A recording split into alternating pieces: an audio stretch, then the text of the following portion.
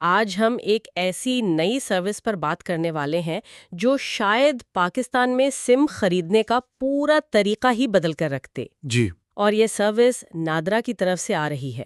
ہمارے پاس جو معلومات ہیں وہ ایک یوٹیوب ویڈیو کے تجزیے پر مبنی ہے، بالکل. تو مقصد یہ سمجھنا ہے کہ یہ سسٹم کام کیسے کرے گا اور اس کا اصل میں اثر کیا ہو سکتا ہے۔ جی اچھا، گھر بیٹھے سم کا خیال تو خیر بہت عرصے سے سن رہے ہیں، لیکن بات ہمیشہ بائیو میٹرک کی شرط پر آ کر رک جاتی تھی۔ صحیح. مجھے تو یہی لگتا تھا کہ اس کے لیے کوئی خاص مشین یا کوئی ڈیوائس گھر بھیجنی پڑے گی، جو کہ بہت مہنگا کام ہے۔ جی جی کیا نادرا نے اس کا کوئی نیا حل نکال لیا ہے؟ بالکل، اور یہی اس پوری خبر کا سب سے دلچسپ حصہ ہے۔ نادرا اپنی پاک آئیڈینٹی موبائل ایپ کے ذریعے یہ سہولت دے رہا ہے۔ اچھا، پاک آئیڈینٹی ایپ۔ جی، یہ ایپ آپ کے فون کا کیمرہ استعمال کرتی ہے۔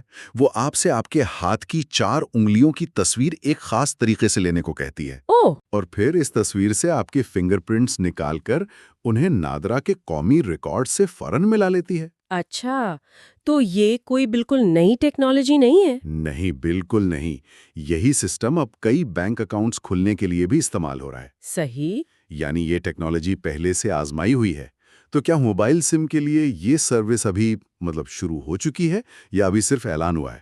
دیکھیں، یہاں سمجھنے والی بات یہ ہے کہ یہ فیچر ایپ میں شامل کر دیا گیا ہے، لیکن ابھی موبائل کمپنیوں کے ساتھ اس کی انٹیگریشن ہونا باقی ہے۔ اچھا، جیسا میں نے کہا، بینکوں اور ڈیجیٹل والیٹس کے لیے یہ پہلے سے کام کر رہا ہے۔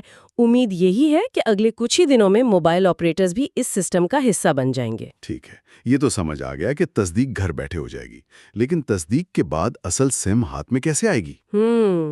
کیا اس کے لیے پھر بھی باہر کسی فرنچائز پر جانا پڑے گا؟ فون میں ای سم کی سہولت ہے۔ جی بالکل، ای سم، جنہیں پلاسٹک کا کارڈ فون میں ڈالنے کی ضرورت نہیں ہوتی، ہاں، ان کی سم تو بائیو میٹرک کے فوراً بعد ہی چلنا شروع ہو جائے گی، ڈیجیٹلی ایکٹیویٹ ہو جائے گی۔ اور جن کے پاس روایتی فون ہیں، جن میں فزیکل سم لگتی ہے، ان کا کیا ہوگا؟ ان کے لیے 2 آپشنز ہیں، یا تو سم ان کے گھر کے پتے پر ڈیلیور کر دی جائے گی، اچھا، یا پھر وہ آن لائن ساری کاروائی مکمل کرنے کے بعد اپنی سہولت سے قریبی دفتر سے جا کر صرف سم وصول کر سکیں گے، بغیر کسی انتظار کے۔ اچھا، تو رکیے، اس کا مطلب یہ ہوا کہ وہ تمام لوگ جو بیرون ملک مقیم ہے جی اور پاکستان آنے پر ایئرپورٹ پر لمبی قطاروں میں لگ کر سم لیتے تھے، وہ اب ملک آنے سے پہلے ہی اپنی پاکستانی سم ایکٹیویٹ کروا سکیں گے؟ آپ نے بالکل صحیح پکڑا، یہ صرف مقامی لوگوں کے لیے سہولت نہیں، یہ بیرون ملک مقیم پاکستانیوں کے لیے ایک انقلابی قدم ہے۔ یہ تو بہت بڑی تبدیلی ہے۔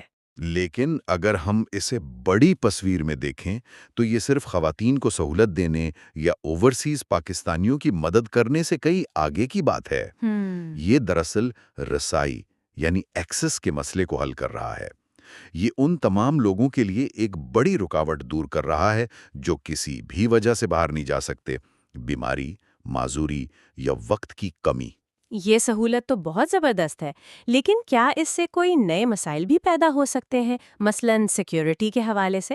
بہت اہم نقطہ ہے۔ کیا کسی کا فون استعمال کر کے غلط طریقے سے سم نہیں نکالی جا سکے گی؟ دیکھیں، نادرا کا دعویٰ ہے کہ یہ سسٹم بہت محفوظ ہے کیونکہ یہ صرف انگلیوں کی تصویر نہیں لیتا بلکہ لائیونس ڈیٹیکشن بھی کرتا ہے۔ اچھا، لائیونس ڈیٹیکشن۔ جی، یعنی ایپ یہ بھی چیک کرتی ہے کہ سامنے واقعی ایک زندہ انسان کا ہاتھ ہے یا کسی تصویر کی تصویر لی جا رہی ہے۔ صحیح۔ لیکن اس کا اصل امتحان تب ہوگا جب لاکھوں لوگ اسے استعمال کرنا شروع کریں گے۔ بالکل۔ دوسرا بڑا چیلنج موبائل فرنچائزز کے لیے ہوگا جن کا پورا کاروباری سم بیچنے پر چلتا ہے۔ اس تبدیلی سے ان کے بزنس ماڈل پر گہرا اثر پڑ سکتا ہے۔ تو اس سب کا مطلب یہ ہے کہ صرف سم خریدنا آسان نہیں ہو رہا، نہیں، بلکہ یہ پاکستان کے ڈیجیٹل انفراسٹرکچر میں ایک بہت بڑی تبدیلی کا اشارہ ہے۔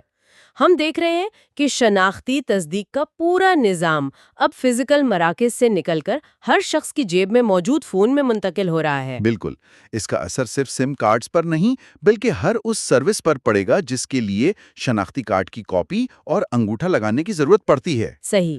اور اس سے ایک اہم سوال پیدا ہوتا ہے، جب بینکنگ، ڈیجیٹل والیٹس اور اب جلدی سم کے لیے بائیو میٹرک تصدیق موبائل ایپ سے ممکن ہو رہی ہے، تو مستقبل میں ایسی کون سی دوسری سرکاری خدمات ہیں جنہیں اس پلیٹ فارم پر لایا جا سکتا ہے؟ جی، جن کے لیے ذاتی طور پر موجودگی کے شرط کو ختم کر کے اس ڈیجیٹل پلیٹ فارم پر لایا جا سکتا ہے؟